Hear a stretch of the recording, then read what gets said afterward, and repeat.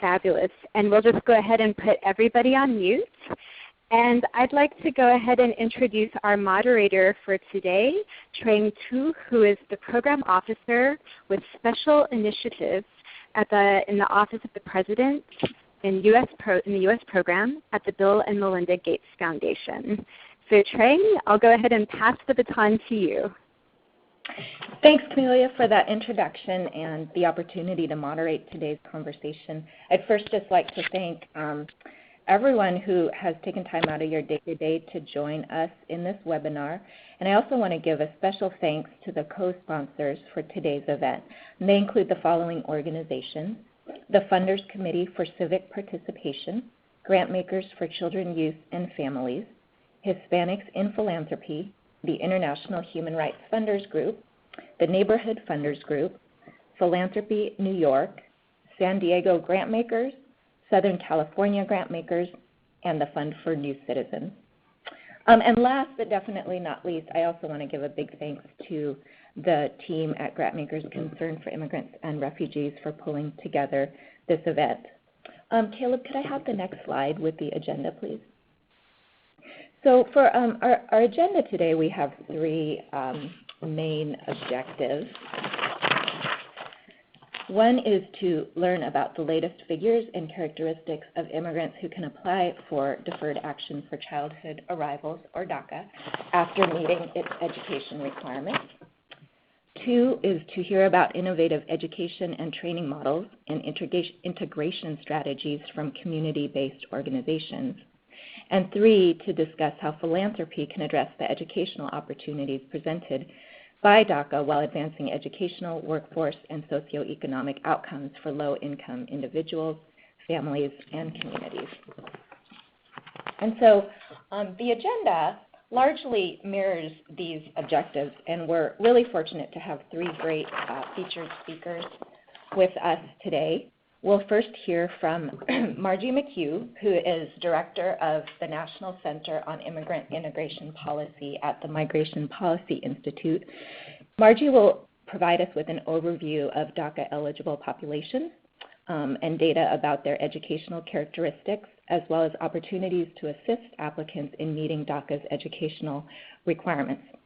We'll then hear from Maureen Lopez Fitzpatrick and Kevin Douglas. Maureen is Associate Dean of the Humboldt Park Vocational Education Center at Wilbur Wright College of the City Colleges of Chicago. And Kevin is Co-Director of Policy and Advocacy at United Neighborhood Houses in New York City. They will share their experiences with education and training models in their respective cities. And then following the presentations, we will also hear from Felicia Bartow, Associate Director at GSER, and have set aside, hopefully we'll have left 15 or 20 minutes to engage all of you to hear your thoughts and have a shared discussion. So we're really excited to have such a diverse mix of participants in our audience today for this webinar, including representatives from private, community, and other types of foundations, as well as different geographic areas of the country and interests. So I wanted to take just a couple minutes to help give all of us a sense of who is on the webinar today. And so if some of you have been on past GSER webinars, you may have experienced this before, but I'd like to ask three quick survey questions one by one and invite you all to individually respond on your computers, and then we can see together who all is in the webinar today. So the first question is, what is your foundation's geographic area of impact? And I'll wait a few seconds for everyone to submit your answers if you like. So a very interesting mix and range of geographies represented here. Great. And then our second question, so I think we're ready for the next slide, Caleb. Second question is, do you fund immigration issues, education issues, children, youth, and families, workforce issues, other, or all of the above?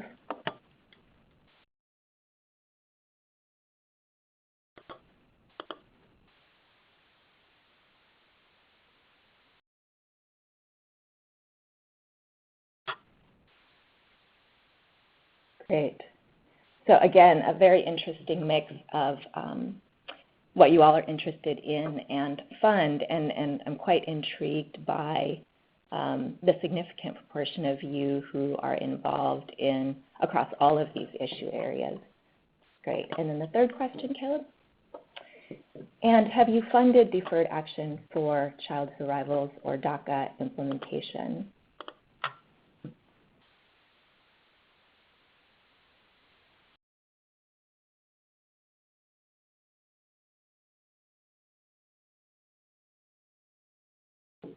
Great. Wonderful to see such a large proportion of you who have already been involved with DACA, and to those who haven't funded, especially great to have you on the call, and hope that this will provide some interesting information and insight and stimulating discussion amongst all of us.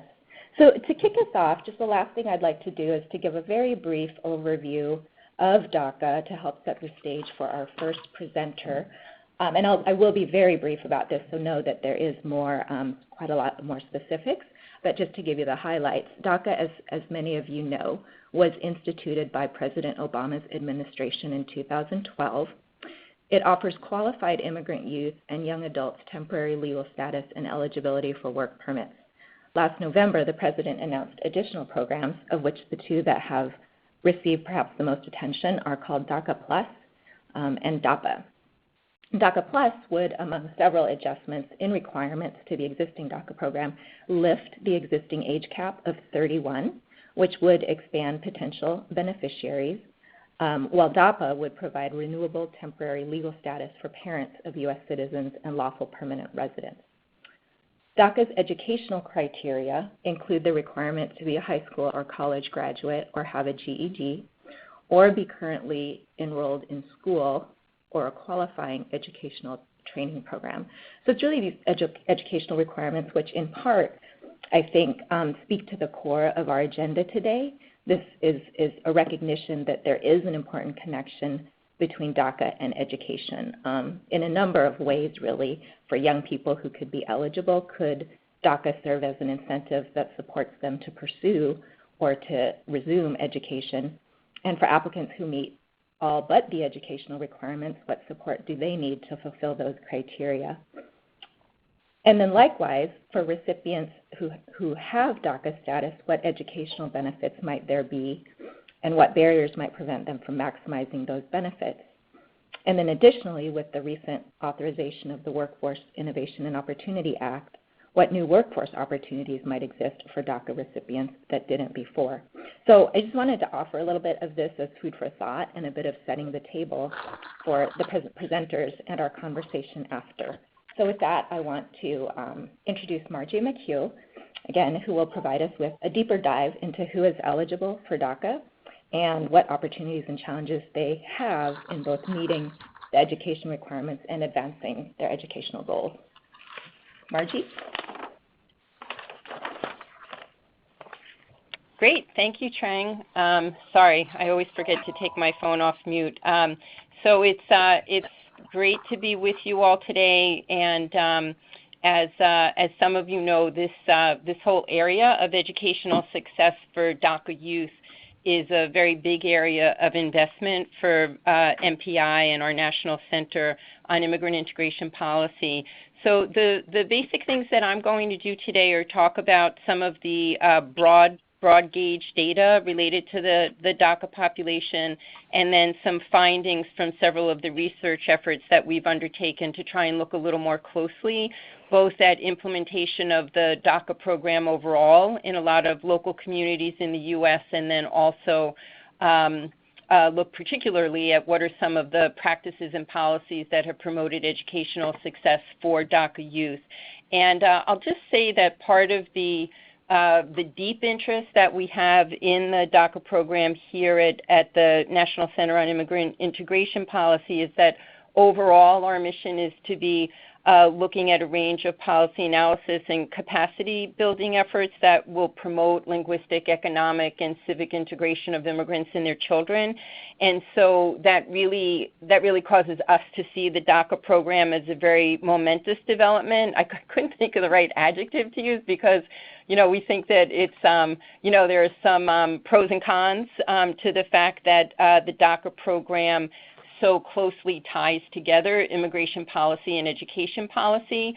So many of you probably already know that DACA requires applicants, if they are, to either be enrolled in school or to already have their high school diploma or equivalent. And so that is very unprecedented. And what it does is, first of all, it's saying that in order to get an immigration benefit, you need to have a certain level of educational attainment. It also just invokes all of the questions then about whether your local school system or local adult education and training system is able to actually even enroll you or give you a chance to actually be able to access the program. And then certainly we look at the education and training success issues just because in terms of the long-term success of DACA applicants, their ability to make their way into jobs that pay family-sustaining wages and the like is a really critical concern for many local communities in order to not have this important segment of the population left behind.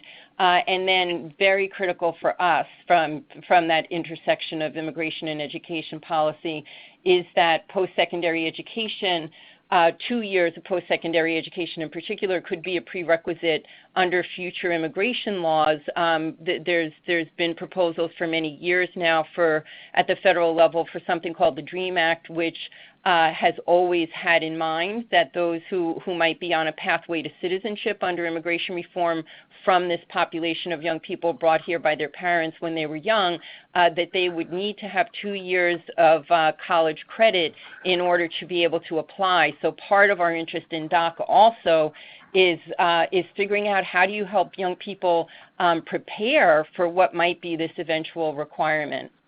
So moving on to some of the data, I'll just say first of all, maybe look at this peach-colored line in this table. So overall, the population of DACA-eligible individuals nationally is almost 2 million.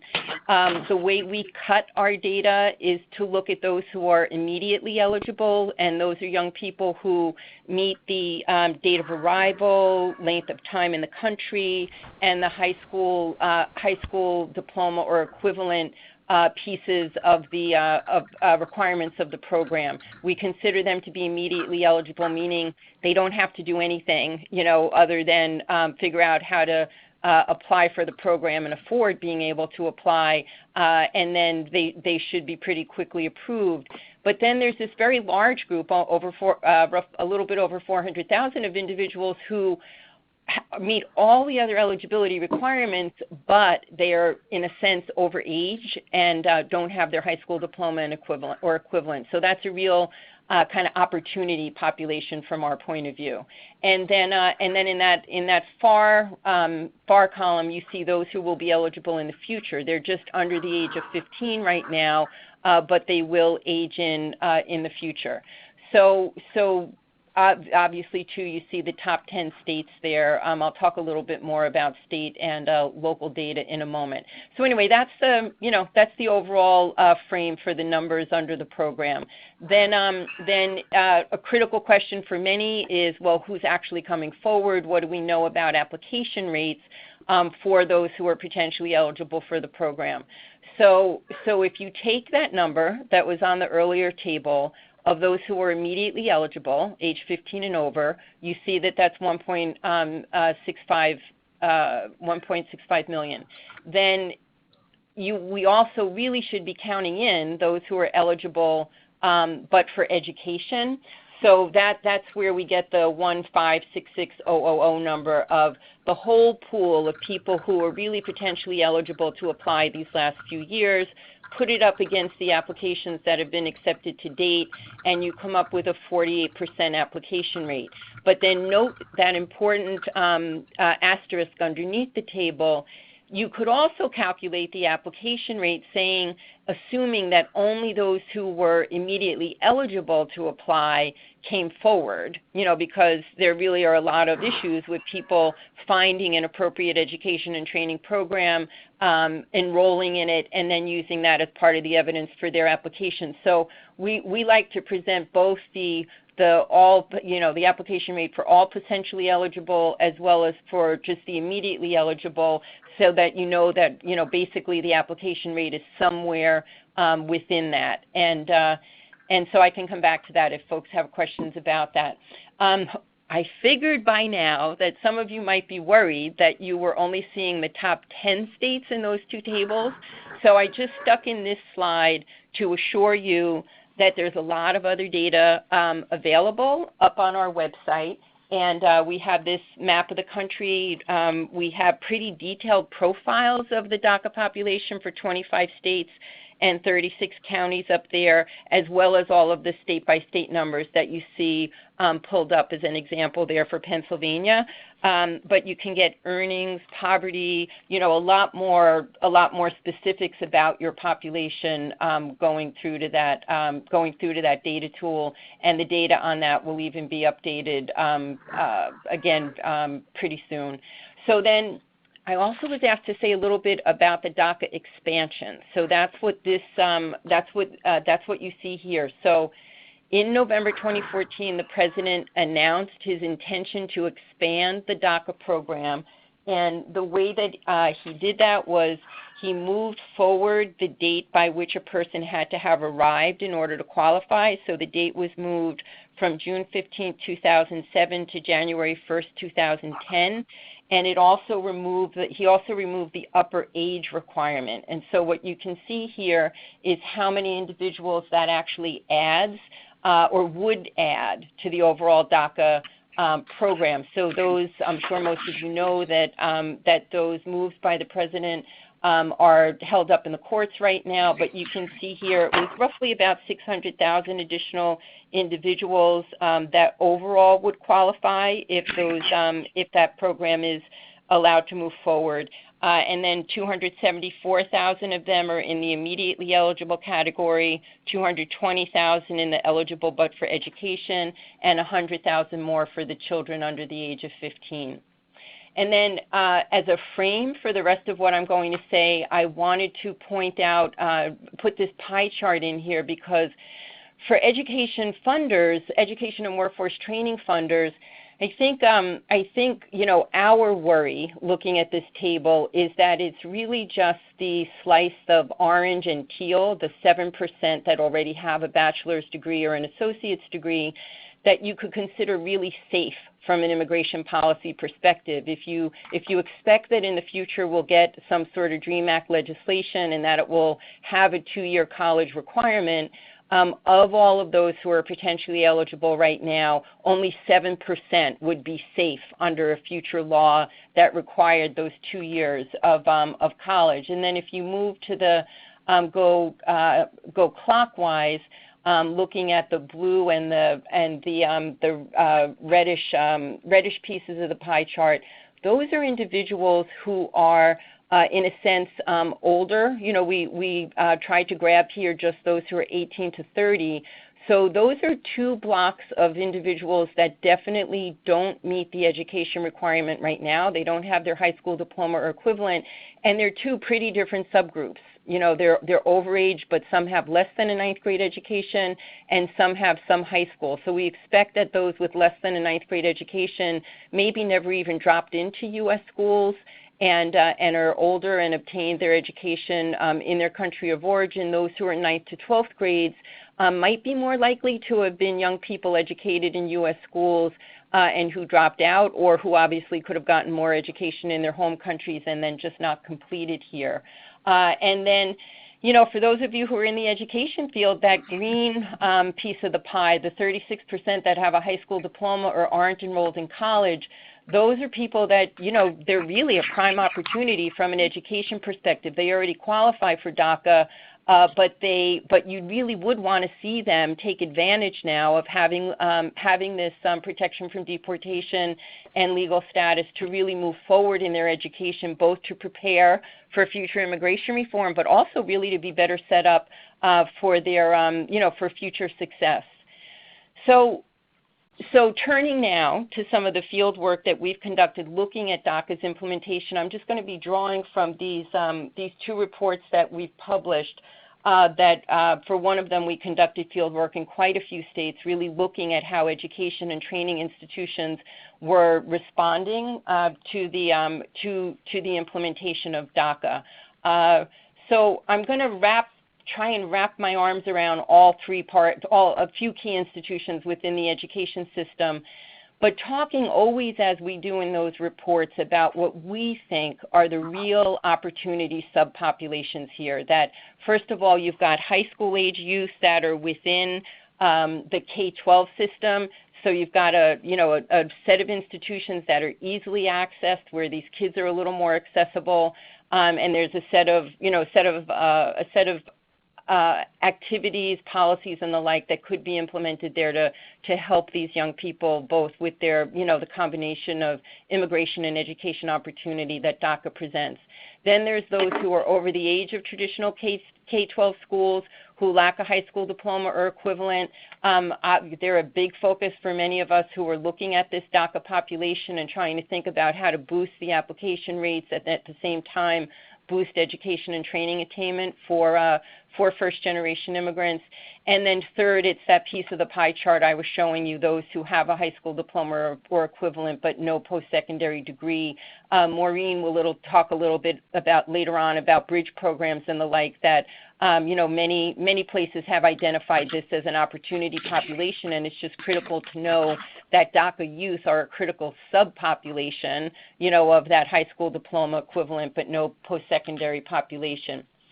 So really, I'm just going to give you some of the, the very top line findings, just so that for the Q&A portion of the call, and more generally in terms of the research that's been done around these issues, that that we've got a lot of findings available from many of the different kind of sectors and institutions that comprise the education field. For sure, in our local research, we heard all the time that DACA had presented an incentive for former dropouts to return to school, and there was a lot of attention then in some local sites looking at trying to revamp or make more sensitive dropout prevention and recovery programs so that they'd be more tailored to this population, specifically directing the DACA population to those programs. Also some very forward-leaning efforts that were trying to retrain high school counselors so that they would understand the unique needs of DACA youth in terms of moving forward in their education and college in particular. And we were really shocked to find that a lot of schools, even though a lot of legal service groups and foundations were trying to approach schools to do different DACA-oriented events, a lot of the staff thought that they were legally not able to do that because it would violate some of the privacy rules around immigration status. And so there are a number of findings in terms of trying to have U.S. Citizenship and Immigration Service staff or Federal Department of Education staff be more available to schools so that they would feel like, first of all, that it was perfectly legal for them to be providing information about DACA, the DACA program, but also giving them some of the technical support that they might need to run those kinds of events. In terms of post-secondary ed, this won't be a surprise to most of you. College costs are a huge issue. We have a table in one of the reports that looks at how different a lot of the policies for in-state tuition, financial aid, institutional grants, and all that are in the different states. But obviously, a huge focus on that has been critical for student success.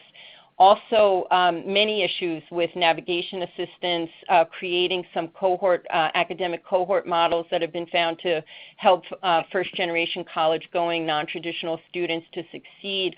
A lot of what you see in terms of the post-secondary success field A lot of the good practices there for non-traditional first-generation students are very relevant to the DACA population, but also there are particular immigration-related needs and navigation assistance needs for those young people. So there are a number of good examples of efforts in that regard.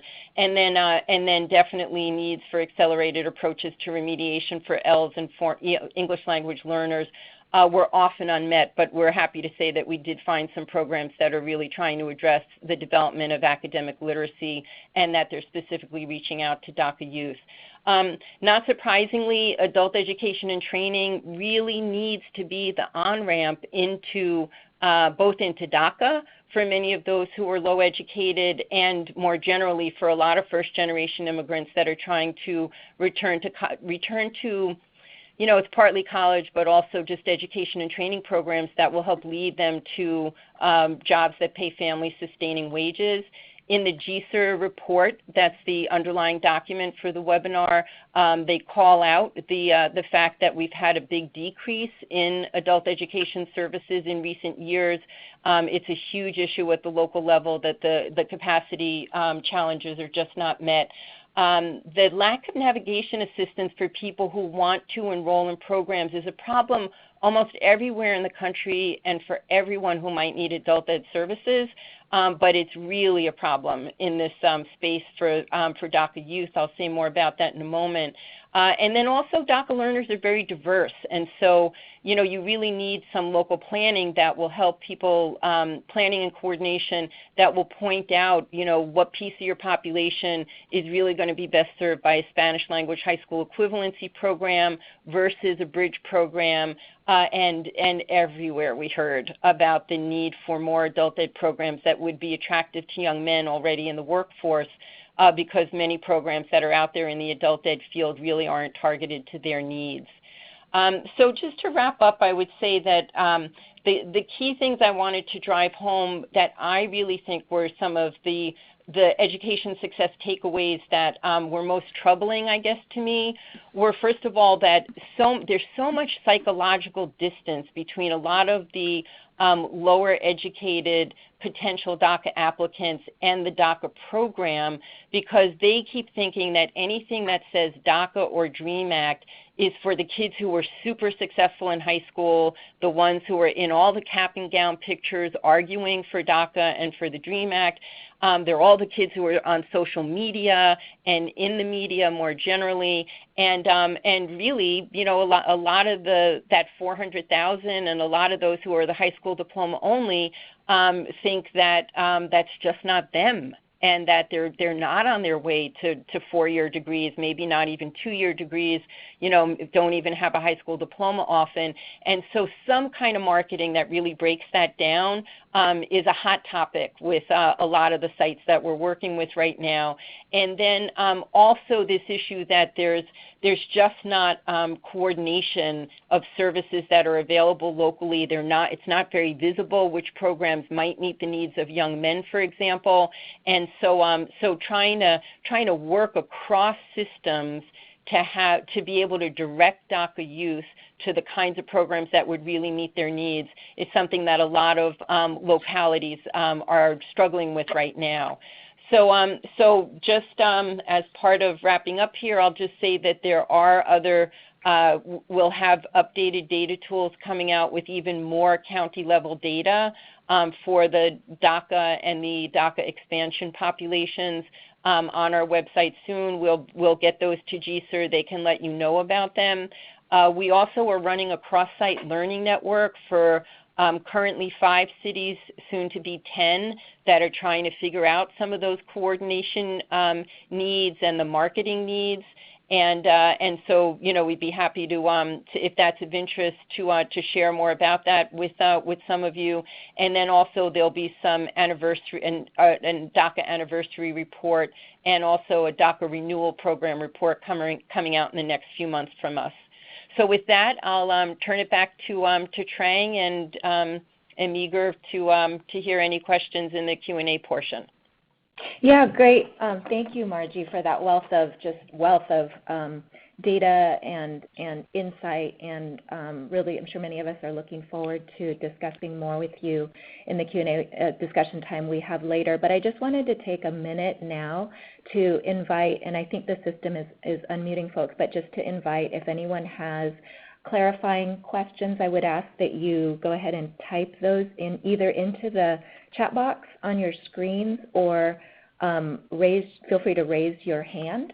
And maybe if folks could just hold on any sort of more substantive discussion questions till later, that would be great, and just reserve this time for clarifying questions.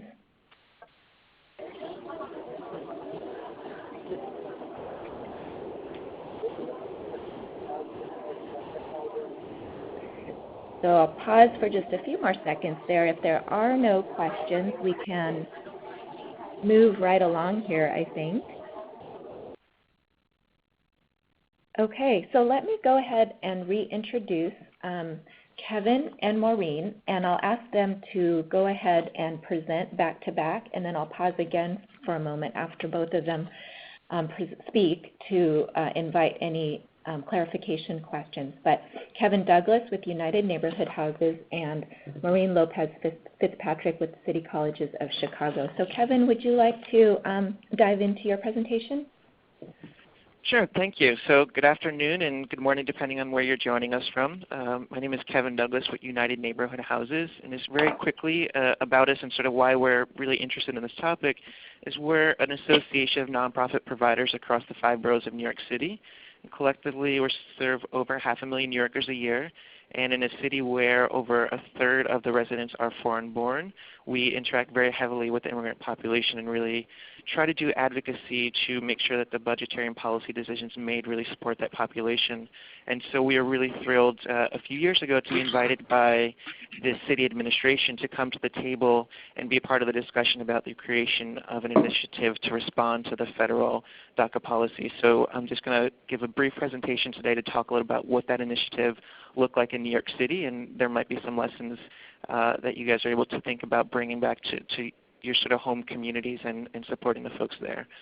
So moving ahead to the next slide, I just want to give a couple of framing questions for you to really think about as we're going through the presentation. What were the elements that made it successful here, and how you might be able to replicate or build on this sort of model in your communities?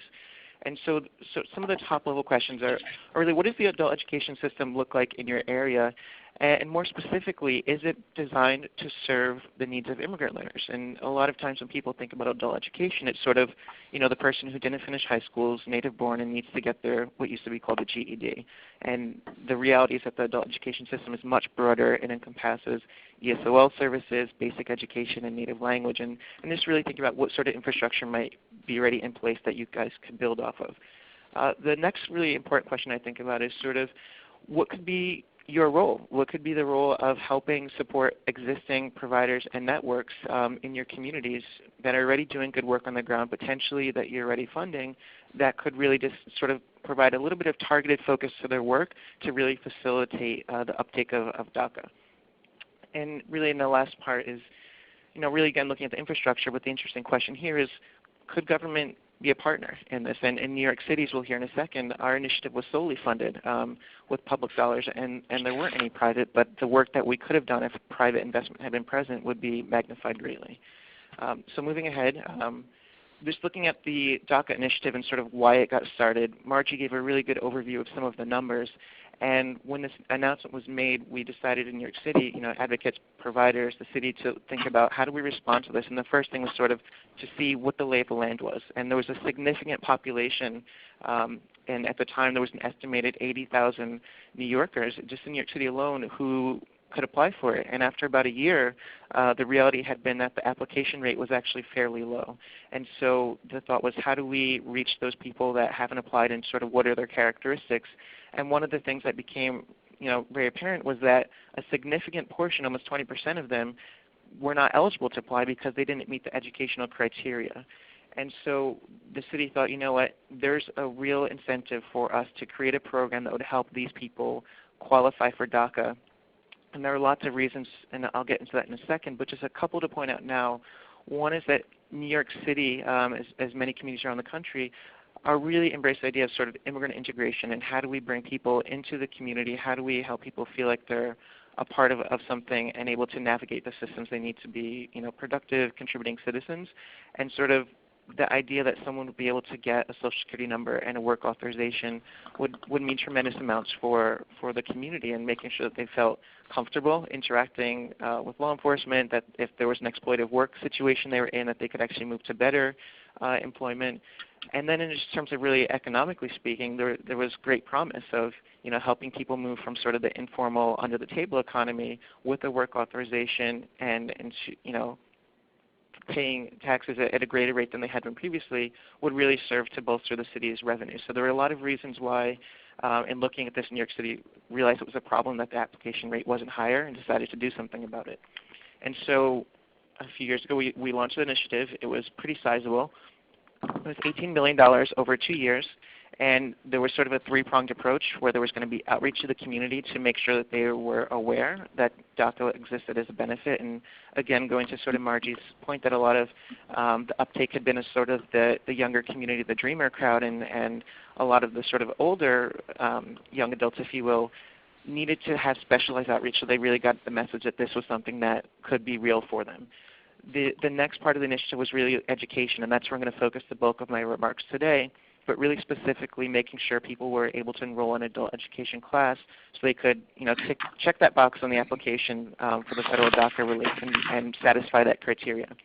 The last part of the initiative was legal assistance, and this was very obviously people needed help gathering their documentation, filing their applications, and the other really important part of this sort of side benefit of this initiative was that although people were sort of screened for DACA eligibility, there was also a screening of are there other sort of statuses that would be preferable to actually pursue to DACA, and some people actually found out that they qualified for better statuses. So these were sort of the cornerstones of the initiative, and they all sort of worked together. And I'll talk about that model in just a second, but the important part is that there was sort of no wrong door. Someone could, the first touch could be through an outreach provider or an education program or legal assistance, and they all could sort of cross-refer and walk the person through the process. But if you look at sort of where the investment sort of broke down in the slide here about the funding, you'll see it was heavily, heavily tilted towards education, over $13 million out of the $18 million initiative. And that was really deliberate, and I just want to talk for a second about why sort of that decision was made. So moving ahead to the next slide. So why education? Why was the money not tilted towards legal services? Why was it not tilted towards outreach? And there was a couple of reasons. One, although sort of the main sort of goal of DACA was to help people sort of come out of the shadows, get the Social Security number, and get the work authorization, is that there was a real realization and recognition that a work authorization in of itself did not mean much for someone's employability, their employment prospects, if they actually didn't have English proficiency or if they didn't have a high school diploma. One of our providers always has loved to say, English proficiency is the difference between washing dishes and waiting tables, the implication being that as you move up the scale in terms of your English proficiency and get credentials, you're able to obtain better employment. And so the city didn't want to make a massive investment in legal services and just have everyone qualify and get DACA and then sort of stay stuck where they were, and really wanted to build the long-term skillfulness of people so they could actually make use of that work authorization. And then again, sort of just looking at the economic benefit, there's plethoras of data. We've all seen the charts of if you drop out of high school, if you get your associates, if you get your bachelor's, and sort of how the income rises. And there's really great data that the city looked at that said, for every individual who gets their high school diploma, there's a net economic benefit of $324,000 over that person's lifetime because they're employed at higher rates, because they're earning more, they're contributing more in tax revenues, and relying less on public assistance. So at a sort of average cost of about $1,000 to $1,200 per student, if they invest in that person's educational development and they get a diploma, it actually comes back to the city many, many times over.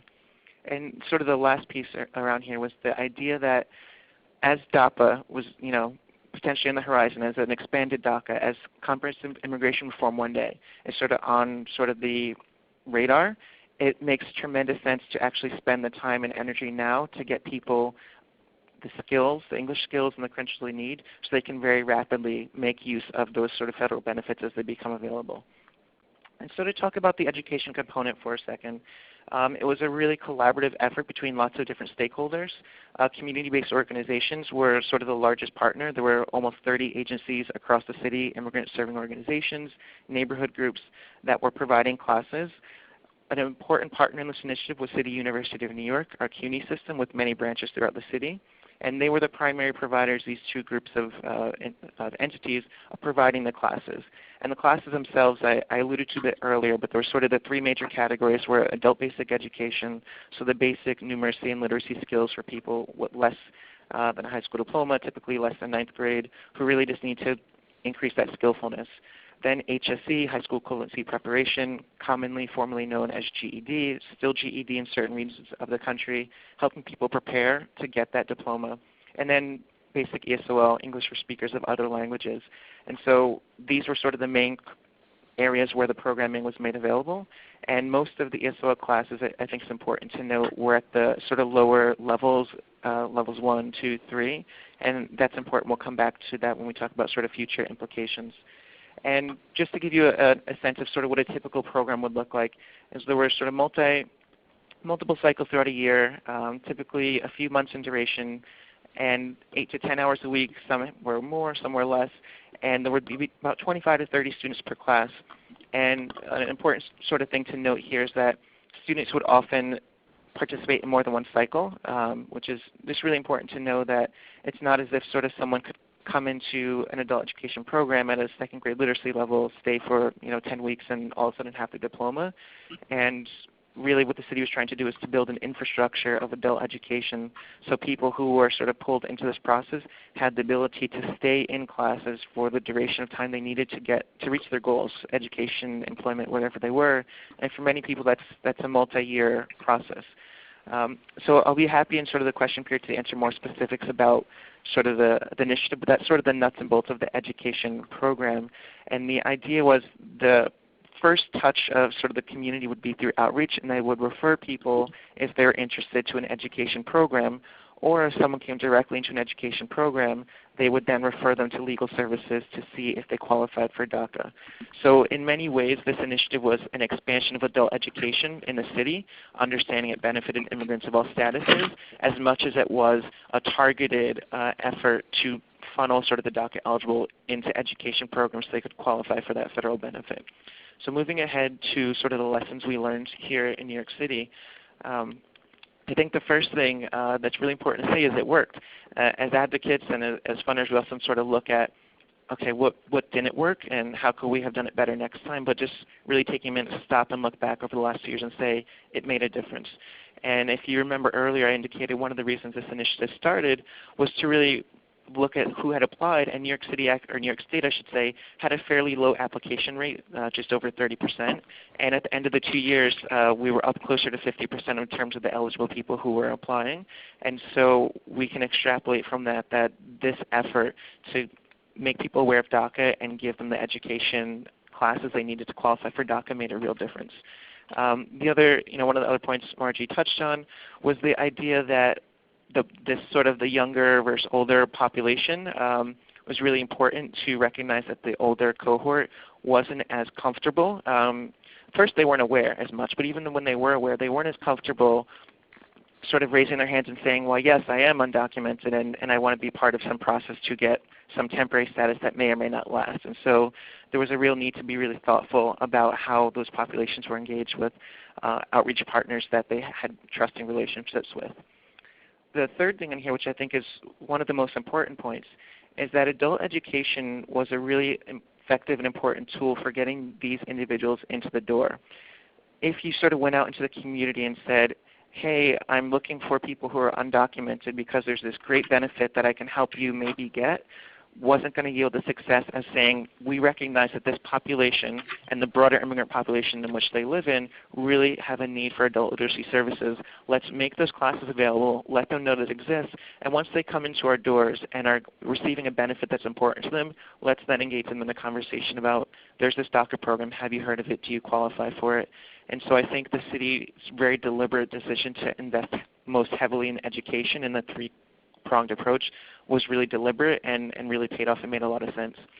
The last point in here was really sort of the looking at integrated classes. Excuse me. So one of the sort of ideas when this initiative was getting started was, do we just sort of take people who are DACA eligible and put them in an education class? And very quickly that idea was rejected to realize that we don't want to stigmatize. We don't want people to just say anyone in this class is undocumented and make people feel unsafe, but to have a mix of students of all types, native-born New Yorkers, people who had status, with people who didn't have a status, and having the classes sort of seamless and not apparent to sort of the general public about sort of what, who was in that class and making people feel safe and comfortable. So I want to run quickly through the last two slides here, just respecting time. So looking ahead, sort of what are the challenges that we're facing both here in the city and at large? And there's a couple. So when we talk about adult education being an important foundational support for immigrant communities and the DACA eligible in particular, and sort of where funding exists that could potentially support them, unfortunately many of the sort of public streams are not available. Probably the largest pot of money in the country is through federal government, Workforce Investment Opportunity Act. And right now with the renewal of that legislation, we're seeing sort of the doors close of that funding to serving people who are undocumented or at the lowest levels, and really because some of the incentives in that legislation are tilted toward people who have higher proficiency, which is typically not the population we're looking at. The next thing, which is really sort of a challenge here in New York City right now, is as we sort of are in the closing days of our budget negotiation, there's a real sort of reflection of, okay, we just spent a significant amount of money over the last 2 years, and was it worth it? Do we continue it? And one of the challenges was, because there was a great sensitivity to sort of the needs of the immigrant community to not sort of self-identify in sort of a potentially fearful or dangerous way, the data collection was not as close as it could have been. And so when we look back at the outcomes, it's difficult for us to pinpoint exactly this many undocumented people went through this particular pathway and wound up eventually getting their status, as compared to say, we know we served X number of people at large, and of that we know some significant portion were DACA eligible and existed them. So that sensitivity created to sort of their needs created questions and challenges around outcomes, and this has created a challenge right now where the city is saying, how do we make sure that we're really tracking our outcomes to justify that investment? Speaking of investment, another major challenge was the fact that there's still tremendous need. Even as we talk about expanding DAPA or DACA, the original DACA eligible population wasn't completely served in New York City and at large around the country. If you go to adult education programs, you'll see that the waiting lists are out the door. They're months, if not years long. And so even though there was a significant investment, it really didn't meet the full need. I'm going to skip ahead to the next and last slide really here, which is sort of what are some of the opportunities. I don't want to end on sort of just challenges, but there really is opportunities for us to work together to really support this population. One of the important takeaways is that typically you see, at least in New York City where our costs are potentially higher than in other regions, is only $1,000 to $1,200 for an individual.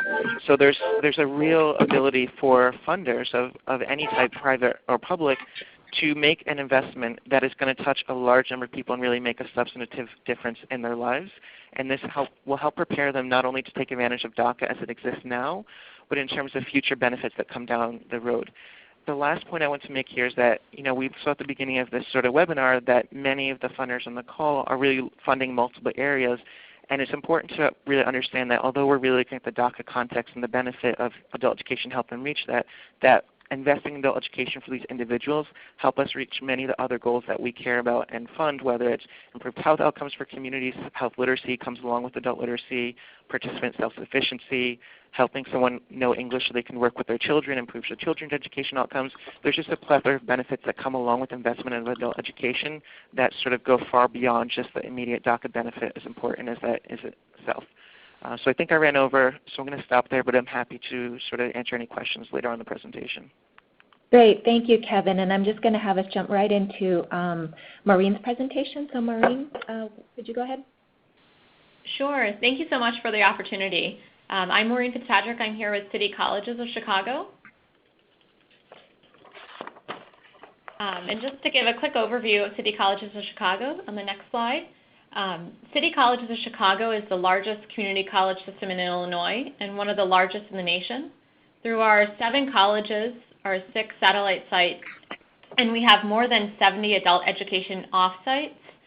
City Colleges serves approximately 115,000 students each year. And so in that introduction, I just want to say with DACA implementation in 2012, it has in a positive way pushed the institution to ensure that as a student is navigating through City Colleges, we are continually looking at all our departments, policies, and practices through the eyes of our undocumented students. Next slide. City College of Chicago offers the following programs: GED, ESL, basic and advanced certificates, and associate degrees.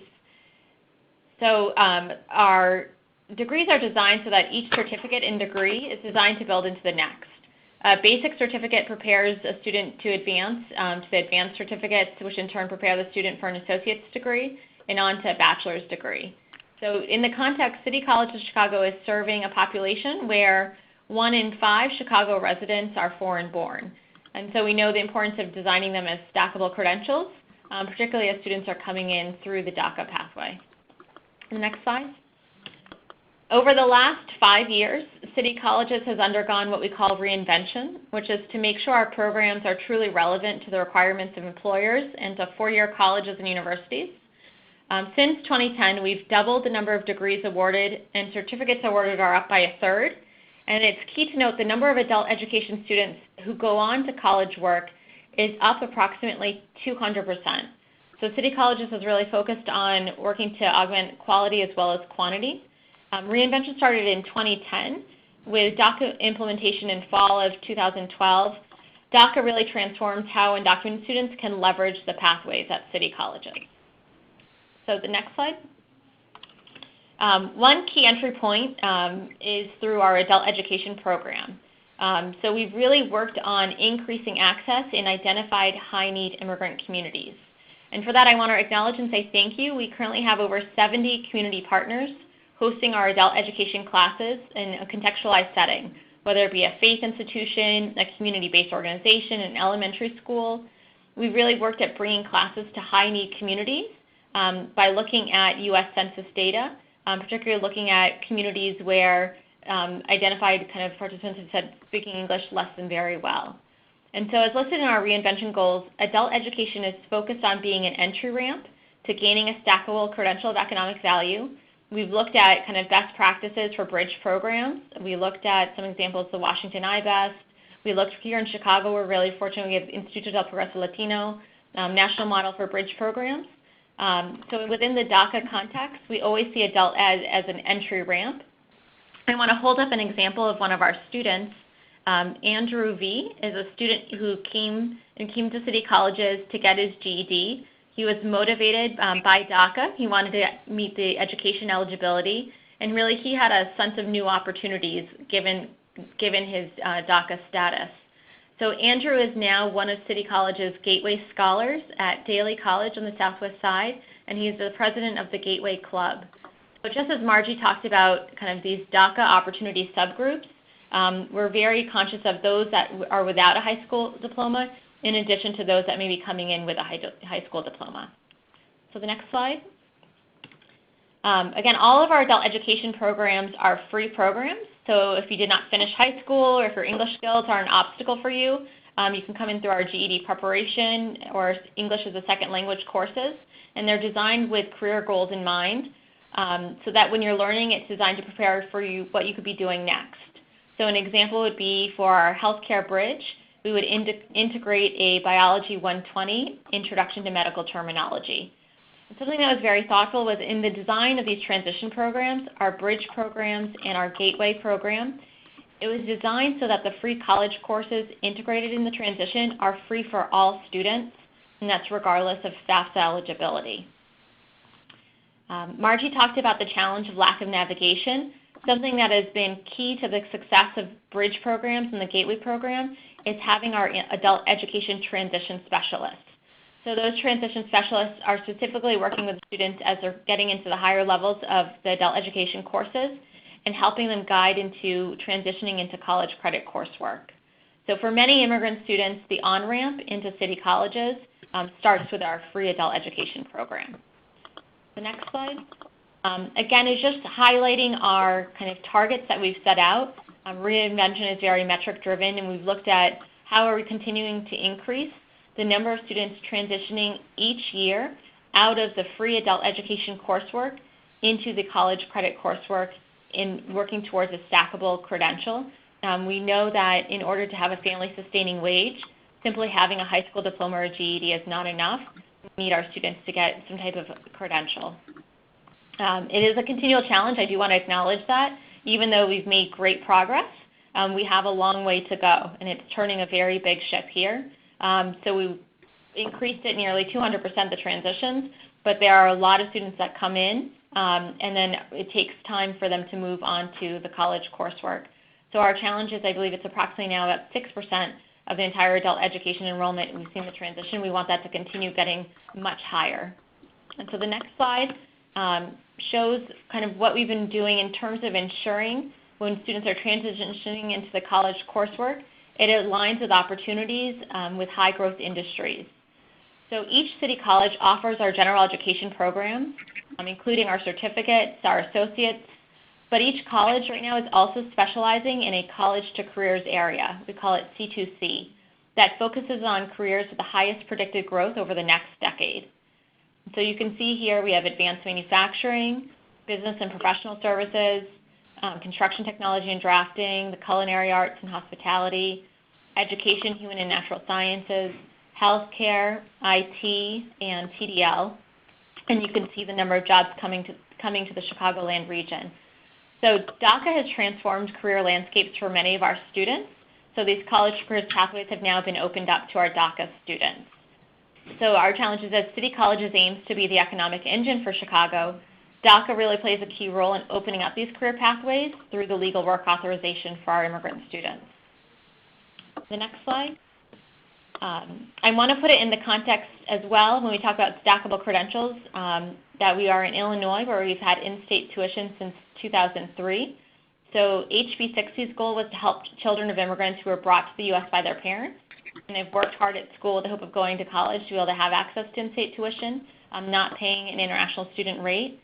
So for many of our DACA students, they use city colleges as a stackable credential, a 2+2 pathway, getting that associate's, and then continuing on to that 4-year institution. I want to hold up a story of one of our students, Karen S. at Wright College. So she's a DACA student. She's been working at a restaurant, helping kind of with finances for her family while also studying at Wright. I do want to share she went to a selective enrollment high school here in Chicago. She did start one semester after graduating from high school at a private college here in Chicago. However, she realized, both she and her family realized they couldn't maintain the financial payments. So for Karen, she realized she wanted to use city colleges as that associates and then continue on to the 4-year.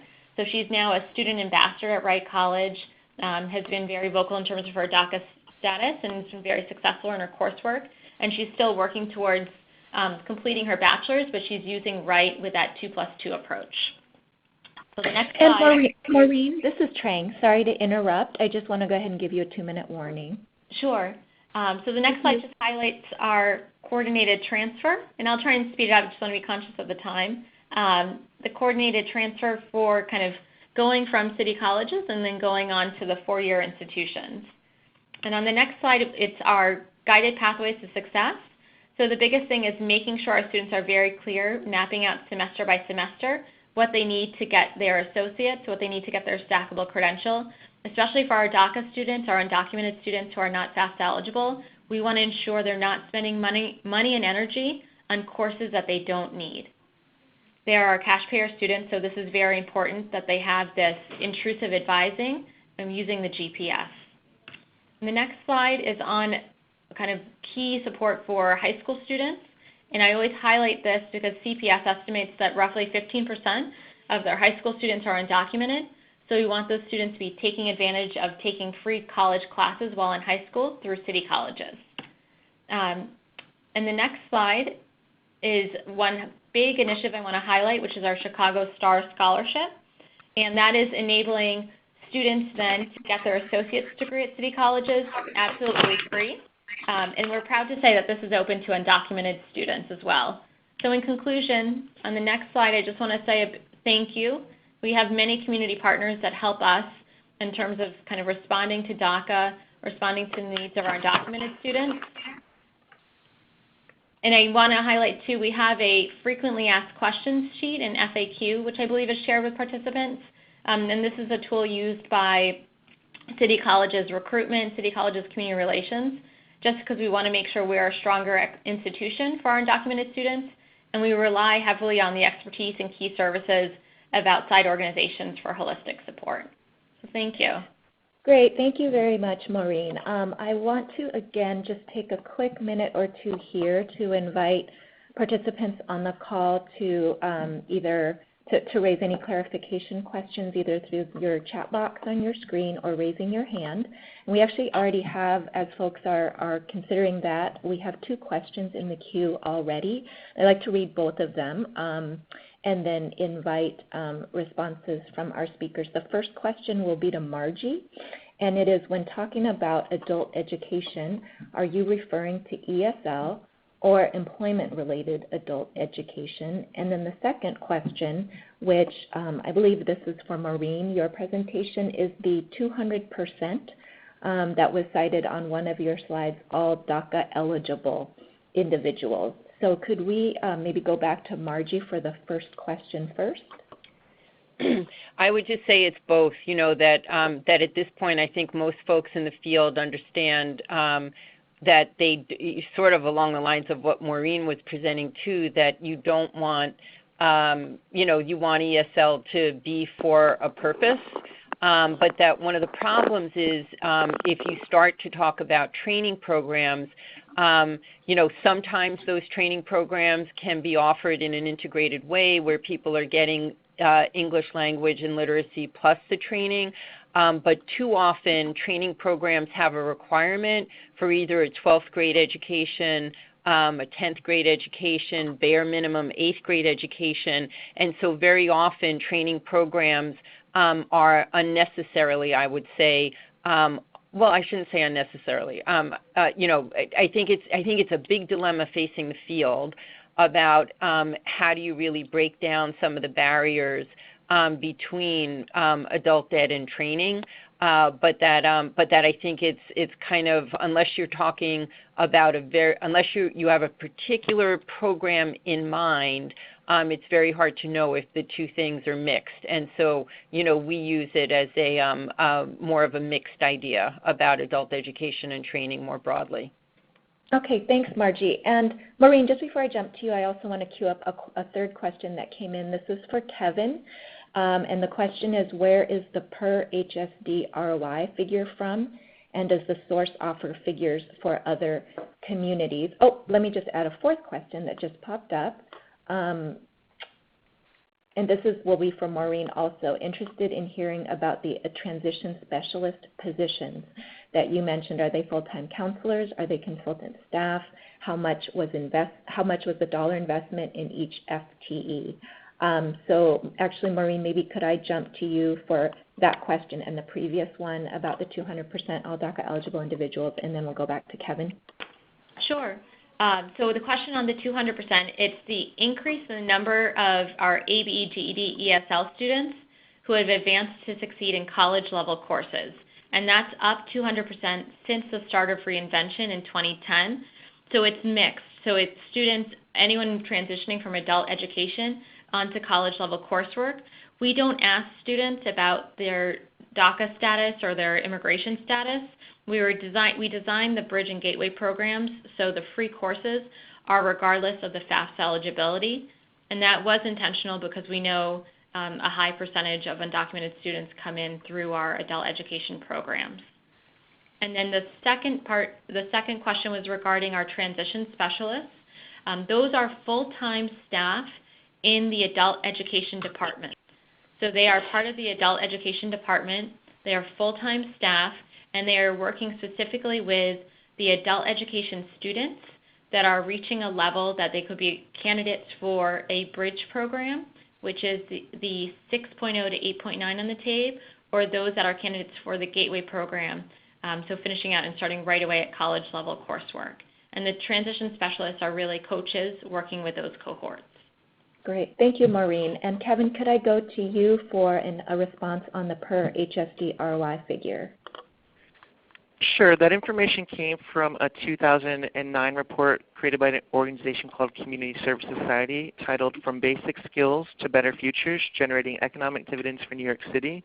And I'm happy to provide a link to the call organizers to share perhaps after the presentation. Okay, awesome. Thanks, Kevin. So just before we go open it up for shared Q&A and discussion, I was asked to take just a couple of minutes and share a little bit about how our foundation in particular got involved with DACA, as a bit of sharing our experiences and our thinking. So for us, as some of you may know, the primary focus of our domestic work is education. And so we got involved with DACA in large part as a recognition that the population who is eligible for DACA is an important part of the student population that we care about in our education work, and more specifically that DACA might be an incentive to encourage young people to further pursue their educational goals. And so we engaged in DACA as a special initiative with an initial round of grants in the spring of 2013 after DACA began, and then a second round last year. And our grants have kind of run a range from supporting legal assistance to national funder coordination to local work in Washington State. And within that cohort of grants, there are several that more specifically connect with education work. A couple of grants that support research, including the work of the Migration Policy Institute to look specifically at educational implications of DACA, some of which we got to hear from Margie today. And then a collaboration of several national organizations that are doing some work to build on some previous work we'd done looking at adult ESL instructional models and essentially building on that work to provide additional options for DACA-eligible youth to qualify for the or to meet the educational requirements. So sort of trying to address that challenge that we heard about earlier of helping applicants to take advantage of programs available to fulfill those criteria. And so, over the last couple of years of being involved with DACA, we've learned a ton as the work has unfolded, and it's been just a real great opportunity for us to understand more about the needs and strengths of immigrant students and undocumented students specifically, and how we can be supportive of helping young people to get the most out of programs like DACA. I'm happy to answer more questions on that later as well. So with that, I'll pass the baton to Felicia, who will say a little bit more about GSTR's work. Great. Thank you so much, Trang, and to our fantastic presenters today. I'm going to be very, very brief to reserve as much time as possible for Q&A. Next slide, please. So as some of you may know, since 2012, GSTR has helped to coordinate an initiative called Delivering on the Dream, which supports DACA implementation in communities across the country. And what began with 5 funder collaboratives in 4 states has since grown to 12 collaboratives in 9 states. You can see them represented on this slide. And through this effort, to date, more than 80 state and local funders have contributed to DACA implementation.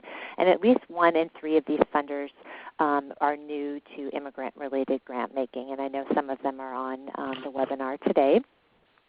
And we at GSTR have been particularly interested in how to engage education and workforce funders in particular, given what are the clear implications for these grant-making priorities in terms of DACA-eligible immigrants, and really the very unique opportunity that these funders have, these and other funders have, to impact the lives of so many young immigrants. Next slide, please, Caleb. And as we heard today, access to quality education and training programs is essential to helping these immigrants not only gain DACA eligibility and maximize their economic opportunities once they secure a work permit. So today we're releasing a new issue brief called Learning the Way, DACA Educational Attainment and Philanthropy, which will be available publicly following this webinar. And this document provides data that were produced by Migration Policy Institute, some of which Margie presented today, And we really tried to hone in on what's most relevant for education funders. And as other folks have mentioned, DACA also has very significant implications for workforce training funders. So we're going to be adding a section on job training in the very near future. And I just wanted to quickly highlight a couple of opportunities for funders that we highlight in this issue brief, including support for education programs and services that help improve the delivery of adult, career, technical, and post-secondary education, classes for English language learners, interventions that encourage academic completion and progression to college, and professional development and training for teachers, administrators, and other school staff on DACA eligibility requirements. And this also reinforces what Margie said about schools serving as trusted sources of information for DACA-eligible individuals. And in terms of outreach and education, funders can provide support to help deliver accurate information to potential beneficiaries that prevent immigrants from falling prey to unscrupulous legal and education providers, as well as raise awareness about DACA's benefits and eligibility requirements, including education criteria. And in the report, we also make some additional recommendations for funders that may fall outside the purview of an education funder's focus, such as expanding access to low-cost immigration legal services and financial assistance programs that can help applicants afford the $465 DACA application fee. But there are critical components along the continuum of services that DACA-eligible folks and DACA recipients need. And there's also a critical need for immigration service providers to help their clients connect to education programs and vice versa. So there's a potential to really add value in that space as well from a funder standpoint. So finally, just note for those who are not familiar with GSER, we provide funders with information, programming, technical assistance, and a wealth of other resources to help support grant making that touch on a number of different priorities. So we welcome you to contact us following this webinar. And so with that, I'm going to stop and turn things back over to Trey. Okay, great. Thank you, Felicia. So we have now just about 15 minutes for us to further ask questions and or have a shared discussion. And so Caleb, could you go ahead and unmute the system? The conference has been unmuted. Awesome. So feel free to ask a question in the chat box or by raising your hand, but also now feel free to verbally speak up. So I'll go ahead and just pause here for a second and see if anyone has any additional questions or thoughts to share. And while I do that, while I pause, I'll also check our question queue.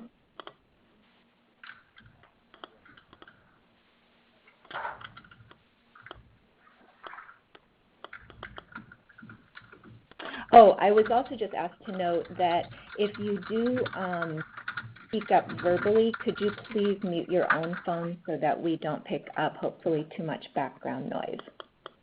Oh, actually, if you could all mute your own phones to avoid background noise in general, that would be helpful. Thank you.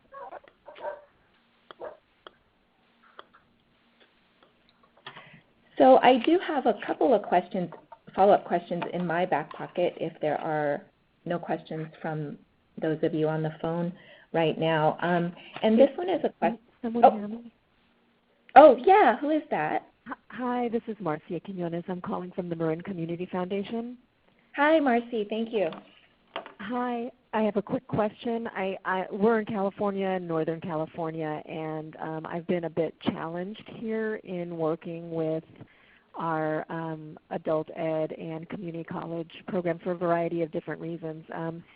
I'm just curious if anyone can speak to an example of an area that's been successful other than what we know of the Silicon Valley, of these sort of pipeline, of these sort of collaboratives that have been working effectively around identifying this particular population and helping them through the pipeline. Because I feel like I need to speak with somebody, locally around that. So among our three speakers, would anybody like to speak to that? This is Margie. I could just jump in. Marcia, you probably already know Ed Kassam and Joanne and Tilly, but they we're one of our sites for our DACA Dream Learning Network is the Central Valley and the Fresno area in particular, and definitely there were a lot of issues in terms of what were the pathways, I guess, for both what are primarily like kids who spent a good number of years in, say, Fresno high schools and dropped out and needed to be kind of brought back in and complete, as well as folks who never dropped in and might be farm workers, more deeply out in the valley, and that they really probably weren't going to come back, for like a high school diploma or equivalent. And so what kind of program could you help them enroll in that would be valuable to them? And these were conversations both with like the Fresno Adult Ed School District as well as with Proteus, to try and have them develop a program that was really relevant to a lot of the ag workers maybe who were like in the 25 to 30-year-old range, about what kind of programming would make sense for them. So I do think that there's been definitely some of that thinking that's happened at that site, including some of what Maureen was talking about, making better transitions so that you kind of have a, local community college with its arms open and, like waiting to kind of receive and welcome students who are coming through from through an adult ed pipeline. So anyway, I would say that that's one place to look. Ironically or oddly, I feel like a place like New York turned out not to be a place like that because, like many states in New York and in Massachusetts and many others, they kind of take the attitude that college is college. And so you actually can't do some of those integrated, education and training programs.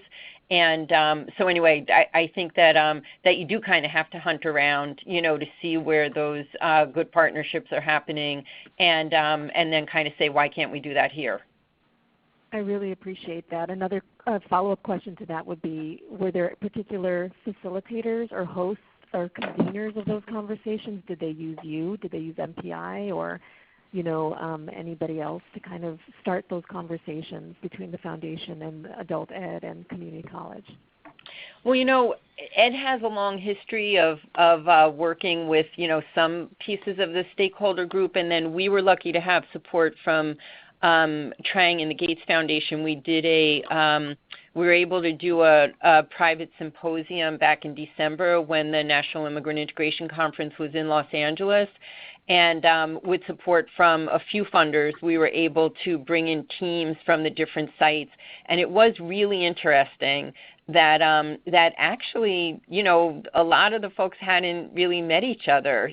So we insisted that each of the teams for the 5 sites we brought in, and Central Valley was one of those sites, that you needed to bring someone from your high school system, like regular high school, meaning people who might be like the head guidance, the head for guidance in the school system, plus your adult education people, community college folks, your DACA Dream leadership, your immigration legal service providers, and mayor's offices if they might be involved.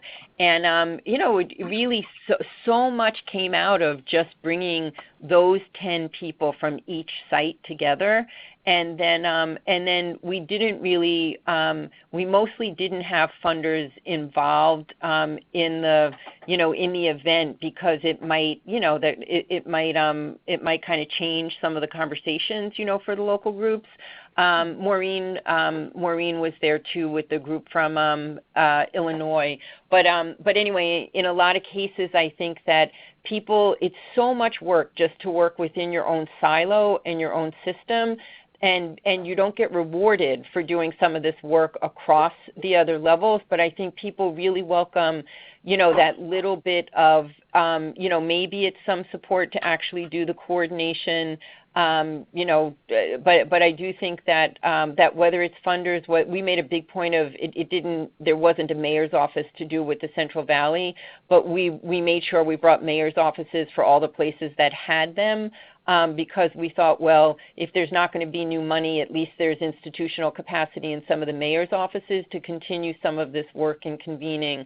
But I think it could, it either could be foundation driven or, some groups are in a good enough leadership position, and or it could come from government itself, I think, to do some of that cross-system coordination. Thanks, Margie. And could I just, another question came into the queue that's for you, if I could keep going with you having, or answering questions. So this is about one of the numbers in your table that shows the DACA eligible population. And it shows that in the state of California, there are 122,000 eligible, but for meeting the educational requirements. And the question, I believe, so Sarah, feel free to correct me if I get this wrong. The question is, do you know what portion of that 122,000 are located in the Central Valley?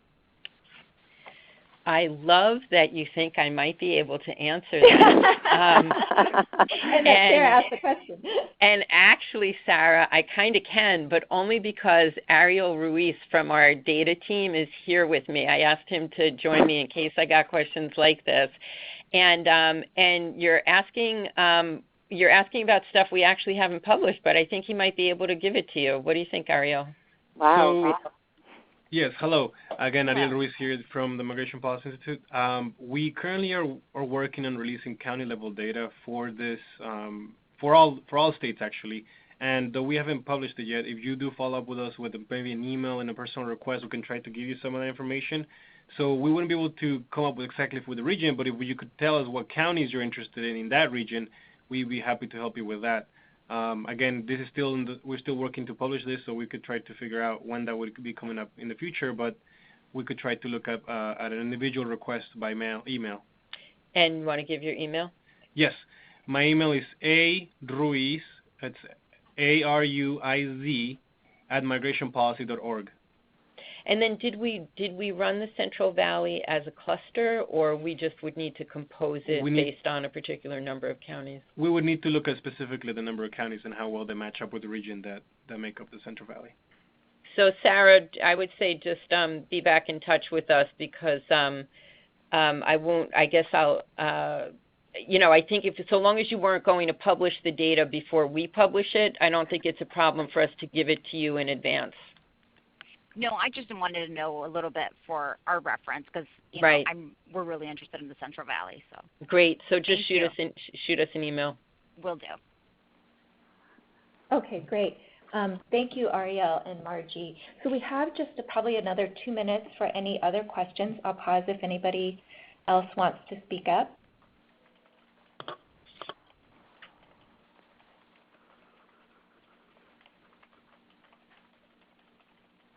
Okay, if not, I'd like to maybe ask a question that I've been keeping in my pocket, and this is for both Maureen and Kevin. I was struck by, in both your presentations, you talked about the importance of, I kind of think of this as like the how of how the work was done and accomplishments were achieved. In the case of Kevin, that there was such a strong degree of coordination amongst the different entities working on the initiative in New York. And in the case of Chicago, Maureen, you talked about how important collaborations were. So both coordination and collaboration. And I'm wondering, in both cases, how much of those characteristics were in place already, that there was already strong coordination and collaboration among parties involved, versus sort of had to be built once this work was begun.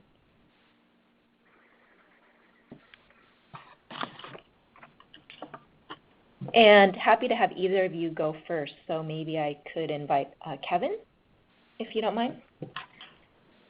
Sure. So I would say they were actually, for the most part, already in place, and it was just sort of a matter of bringing people together in this particular issue. Lots of the sort of coordinating advocates, providers were in regular conversations on the other sort of issues relevant to the population, and had points of entree with City Council and the City Administration, and it was really just saying, let's come together on this particular issue and work together. So we were lucky to have sort of an infrastructure of providers and a connected community that could sort of just be mobilized. Mm-hmm. Thank you. And Maureen? I would say some of it I think has been in place because we're really fortunate in Illinois to have a very active kind of organizing community and a lot of active CBOs working on immigration issues. But I think the challenge for us is we needed people to kind of come together and collaborate across education institutions. So I would speak on behalf of city colleges and then also Chicago Public Schools. We rely on outside legal service providers, BIA accredited organizations, because we're not able to offer that in-house. And so I think that's a strong collaboration that's only continued to grow through DACA. And so I think we have a good infrastructure in place, but I think the push on education institutions to reach out to some of these immigrant coalitions and to legal service providers was pushed through DACA. With DACA, great. All right, thank you. So we have just a few minutes left here to wrap up and close. And in a moment, I would like to invite all three of our speakers to share one parting thought that you have. And I also want to just thank everyone who, again, took its time out of your day to join this webinar, listen, and ask questions. I gained a ton of takeaways and heard many things that resonated for our work. And I think one of the kind of overarching ones I heard across all three presentations was this idea that, for young people who might benefit from DACA, fulfilling the requirements, and specifically the educational requirements, is very important. But it's really just the first step. There's much more beyond that that's important to look at in thinking about how students can maximize the benefits of DACA in support of their educational goals.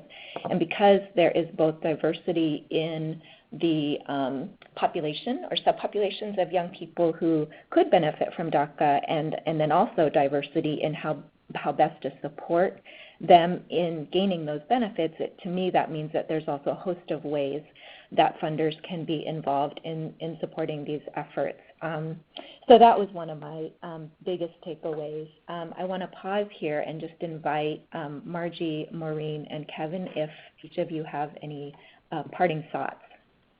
Well, this is Margie. I would just add that that in terms of those connections you're talking about, Trang, that actually I think as the Workforce Innovation and Opportunity Act is implemented, that it's a great thing that it's been pretty clear that DACA youth have access to training programs. And I think if you think about that pie chart from earlier on, I think that those with less than a ninth grade education who are among the DACA eligible but for education, that they're really in danger because of their low levels of education, that I think most folks are going to try and avoid serving them as the new system is put together. And I think that's also an issue out in California where post-secondary transition is going to be the way that programs get paid more and more. And I think most of those lower educated folks are going to be seen as too much of a risk for programs to serve. But on the other hand, I think if you're a DACA youth who dropped out of school in 11th grade, that you'll be a more attractive person to serve. So I think it's just another thing to keep in mind that WIOA presents another, kind of double-edged sword. No, that's probably not the right metaphor. But like there's both a positive and a negative, I think, in terms of what the impact might be. So I think vigilance is called for in that arena. Great, thanks, Margie. Maureen? I would say as parting kind of thoughts, the importance of collaboration across higher ed institutions, across our partners, and also our community-based organizations. So recognizing the different strengths that people bring to the table. For city colleges, it was recognizing that an important resource for our students is access to BIA-accredited legal service providers and to key community-based organizations for housing our adult education offsite. Again, just recognition of the collaboration and reaching out to different groups. Great, thank you. And Kevin? I would just sort of quickly reiterate a point I made earlier, which is that the threshold for making a difference is not insurmountable. The sort of adult education system at large is so sort of under-resourced, and the demand is so high, and particularly with the DACA-eligible population, that I think for groups that are really thinking about diving in, I don't think it would be terribly hard, and there are dedicated advocacy groups funders, providers, advocates who would be very willing, I think, to come together even when an infrastructure doesn't exist to think through how a target investment could make a difference. Great, thank you. So just thank you again. Big thank you to all three of you. I'm going to go ahead and pass the baton back to Camelia to close us out. Hi, thanks Trang, and thank you everybody for joining us today. Just 3 quick points. We wanted to encourage you to please take our survey afterwards. You'll see it pop up on the screen. The second thing is GISA will be sharing a resource page with all of you, which will include this PowerPoint as well as some additional handouts and resources. And then finally, if we could just move to the slide 66, Caleb. We'd encourage any of you who aren't GISA members, feel free to contact me if you're interested in joining GISA's national network. And that is all for today. Thank you again for joining us, and thanks so much to all of the speakers, to Trang, just to everybody. Thanks everyone. Have a great day. Bye. Bye everyone.